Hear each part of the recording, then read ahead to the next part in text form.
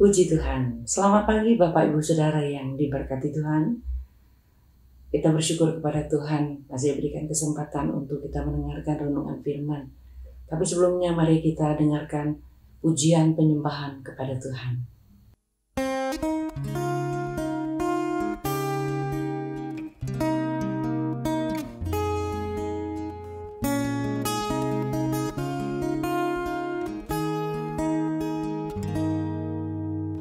Seperti wanita mengurapimu, menangis di bawah kakimu. Demikian hidupku mengasihimu, Yesus, Engkau terbaik bagiku. Sampai akhir ku menutup mata, ku tetap setia menanti janjimu. Sampai ku dapatkan mahkota kehidupanku, ku tetap setia untuk melayanimu.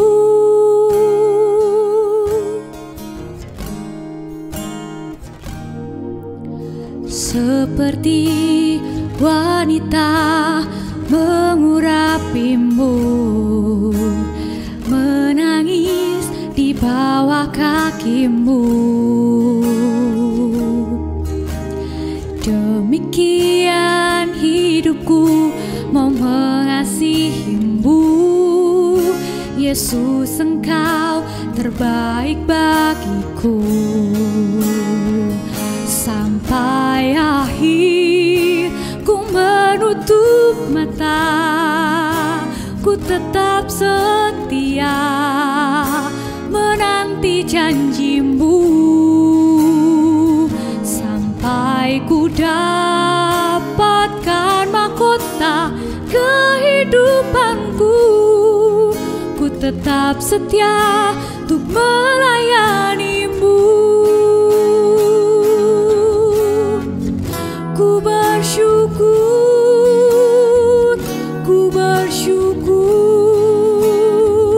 bawa hati kepadamu.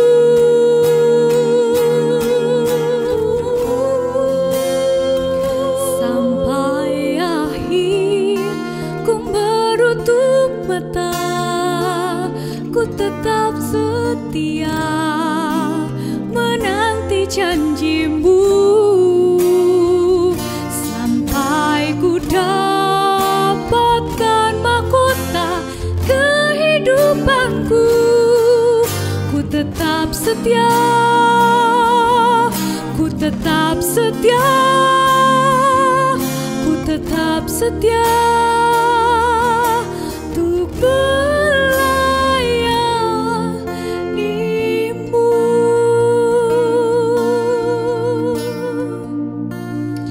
Selamat pagi, Tuhan Yesus memberkati. Puji Tuhan. Mari kita berdoa. Bapa dalam sorga, kami mengucap syukur kepadamu buat segala kebaikan Tuhan dalam hidup kami. Terima kasih buat pemeliharaanmu, berkat-Mu, kemurahan-Mu dalam hidup kami Tuhan. Besarnya saat pagi hari ini, sebelum kami melakukan segala aktivitas kami mendengarkan suara-Mu lewat renungan firman-Mu Tuhan.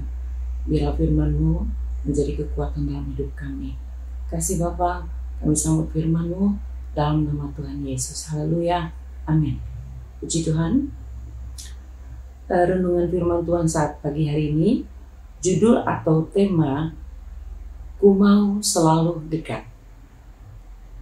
Ya, tentunya dekat dengan Yesus. Dan pembahasannya adalah ada kerinduan untuk dekat Yesus serta mendengarkan suaranya. Ya. Mari kita buka dalam Lukas pasal 10 ayat yang ke-39. Temanya adalah Maria dan Marta.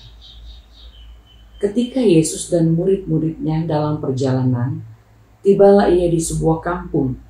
Seorang perempuan yang bernama Marta menerima dia di rumahnya. Perempuan itu mempunyai seorang saudara yang bernama Maria. Maria ini duduk dekat kaki Tuhan dan terus mendengarkan perkataannya. Sini ada dua bersaudara, Maria dan Marta. Ya, Maria dan Marta. Kedua saudara ini tentunya dengan karakter atau dua sifat yang berbeda. Ya, Maria, dia mempunyai hati yang lembut. Ya, dia mempunyai hati yang lembut. Tetapi kalau Marta mungkin agak sedikit mengerjakan segala sesuatunya dengan cepat, dengan tangkas. Tapi kalau Maria mungkin dari sikap, perilaku, dan perkataan itu lembut. Ya.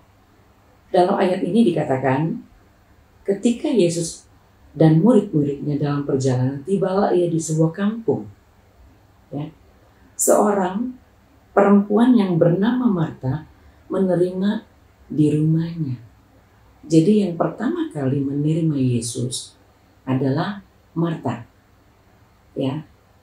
Pada waktu Yesus masuk ke dalam rumah daripada kedua saudara ini, Marta mempersilahkan Yesus masuk. Sesudah Yesus masuk, tentunya Yesus dipersilahkan duduk. Tetapi pada waktu Yesus duduk, Marta langsung meninggalkan Yesus. Dia langsung ke dalam atau dia ke dapur, dia coba sibuk untuk mempersembahkan atau memberikan sesuatu bagi Yesus.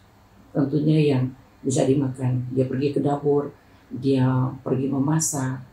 Ya, tetapi Maria, dia datang begitu Yesus masuk dalam rumah itu. Maria menyambut Yesus. Kemudian pada waktu Yesus duduk, Maria melihat wajah Yesus. Begitu melihat wajah Yesus, Maria duduk di bawah kaki Yesus. Jadi di sini kita melihat ada dua karakter yang berbeda. Kenapa? Maria pada waktu melihat Yesus, tatapannya dia memandang Yesus. Kemudian pada waktu Yesus duduk, Maria langsung duduk di bawah kaki Yesus. Artinya ada satu kerendahan hati dalam hidup Maria.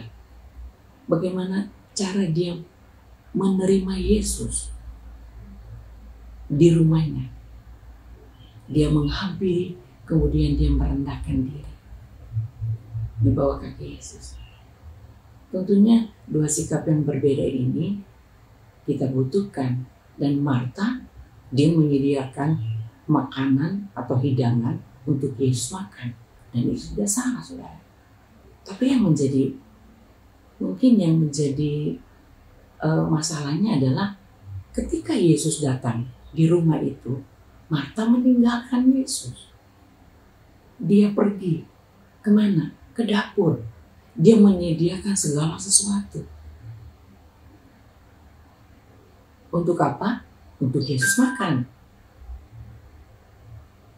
Tetapi di ayat yang terakhir, di Lukas 10 ayat yang ke-42, tetapi hanya satu saja yang perlu.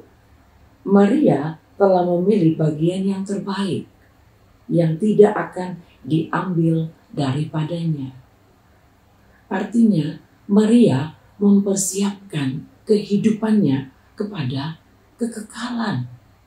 Tetapi Marta kepada sifatnya hanya sementara. Betul dia menyediakan sesuatu untuk Tuhan. Hidangan dia akan sediakan. Masakan yang enak. Mungkin tujuannya baik. Tetapi Yesus katakan, Maria mengambil bagian yang perlu, yang terbaik.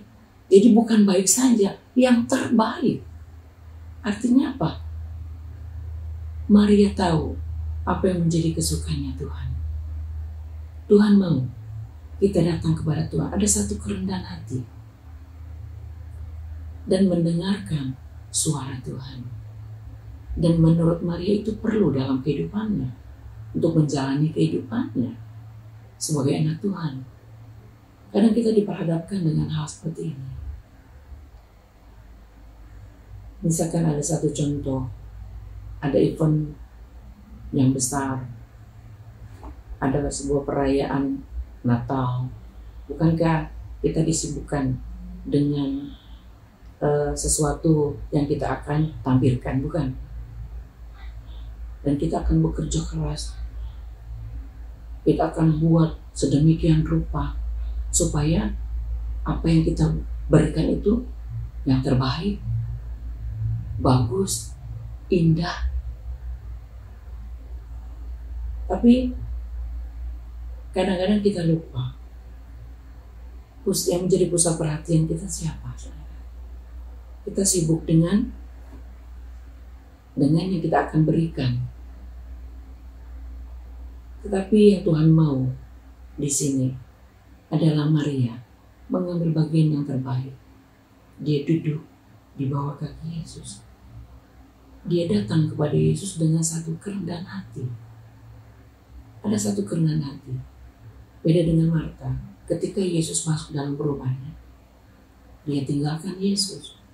Dia pergi ke dapur, menyiapkan makanan untuk Yesus. Tapi bukan itu yang Tuhan mau. Kadang kita berpikir seperti itu. Apa yang kita sudah buat, apa yang kita sudah lakukan, sepertinya Tuhan pasti senang. Tuhan pasti oke. Tuhan pasti bangga. Belum tentu, saudara.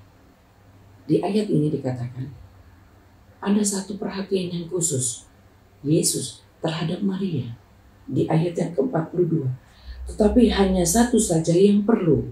Maria telah memilih bagian yang terbaik, yang tidak akan diambil daripadanya.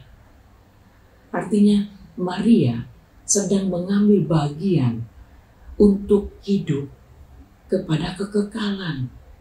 Itu yang dia persiapkan dirinya sebagai anak Tuhan. Tetapi Marta sifatnya kepada yang sementara, yang mungkin pada saat itu betul yang kita butuhkan, tetapi hilang begitu saja, bukan?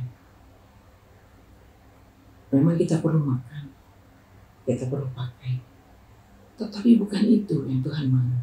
Seperti Marta begitu sibuk, sampai di ayat yang ke-40, sedang Marta sibuk sekali melayani, ia mendekati Yesus dan berkata, Tuhan, tidakkah engkau peduli bahwa saudaraku membiarkan aku melayani seorang diri? Suruhlah dia membantu aku. Tetapi ayat yang ke-41, tetapi Tuhan menjawabnya, Marta, Marta, engkau khawatir dan menyusahkan diri dengan banyak perkara. Kadang kita seperti itu, hidup kita. Kita banyak melakukan segala sesuatu yang kita anggap benar, yang kita anggap baik, tapi belum tentu sesuai dengan firman Tuhan. Kita udah lakukan dengan susah payah, kita bekerja keras. Seperti tadi, event-event yang besar pada waktu perayaan Natal seumpamanya. Kita kerjakan itunya dari pagi sampai malam. Tetapi yang menjadi pusat perhatian kita itu sudah mulai bergeser, sudah mulai terlupakan. Ya? Artinya apa? Pada waktu kita sibuk melakukan segala sesuatu, kita tidak ada waktu untuk Tuhan. Kita tidak ada waktu untuk bersekutu dengan Tuhan. Memberikan waktu kepada Tuhan. Untuk apa? Untuk menyembah Tuhan. Dan Maria, dia tahu betul apa yang menjadi kesukaan Tuhan. Sebagai anak Tuhan, dia tahu kalau kita sering bergaul dengan Tuhan, kita pasti akan tahu apa yang menjadi kesukaannya Tuhan. Kesukaan Tuhan apa, saudara? Membaca firman Tuhan, berdoa, itu yang Tuhan mau. Dan Maria sudah mengambil bagian itu. Dan Alkitab katakan, Maria sudah mengambil bagian yang terbaik. Dan saat pagi hari ini, firman Tuhan mengajar saya dan saudara. Mari kita ambil bagian yang terbaik bagi Tuhan. Mungkin dengan kesibukan kita lupa waktu kita kepada Tuhan, membaca firman, berdoa secara pribadi dengan Tuhan, bersekutu, menyembah Tuhan, menikmati hadirat Tuhan. Dan waktu itu sudah tidak ada, seperti mata, sibuk. Tapi saat pagi hari ini, firman Allah mengingatkan saya dan saudara, mari kita datang kepada Tuhan dengan kerendahan hati, seperti Maria, mempunyai hati yang rendah hati di hadapan Tuhan. Dia mencari Tuhan, karena itu yang menjadi kesukaan Tuhan. Puji Tuhan, saya kira percaya saat pagi hari ini, biar firman Tuhan mengingatkan, khususnya saya, untuk senantiasa mencari Tuhan, mencari kekuatan Tuhan. Karena kita tidak bisa hidup tanpa kekuatan Tuhan. Amin saudara. Kita cari firman, kita cari Roh Kudus. Itulah yang akan memimpin saya dan saudara untuk kita terus maju melangkah. Puji Tuhan. Tuhan Yesus memberkati. Mari kita berdoa. Bapa dalam surga, kami mengucap syukur kepadamu buat firman Tuhan yang kami dengar saat pagi hari ini. Ampuni kami Tuhan, kalau selama perjalanan hidup kami tidak mempunyai waktu bagimu Tuhan, untuk kami datang menyembah Tuhan. Ampuni kami Tuhan, tapi lewat kebenaran firman-Mu kami diingatkan, biarlah kami senantiasa terus melekat kepada Tuhan, karena kami tahu di saat kami mendekatkan diri kepadamu, ada satu kekuatan yang baru dalam hidup kami, untuk kami menjalani hidup kami Tuhan. Terima kasih Tuhan, terima kasih kami menyerahkan kehidupan kami sepanjang hari ini. Kami akan percaya segala aktivitas kami ditolong dan diberkati oleh Tuhan. Ini doa kami Tuhan. Kami mengucap syukur dalam nama Tuhan Yesus Kristus. Haleluya. Amin.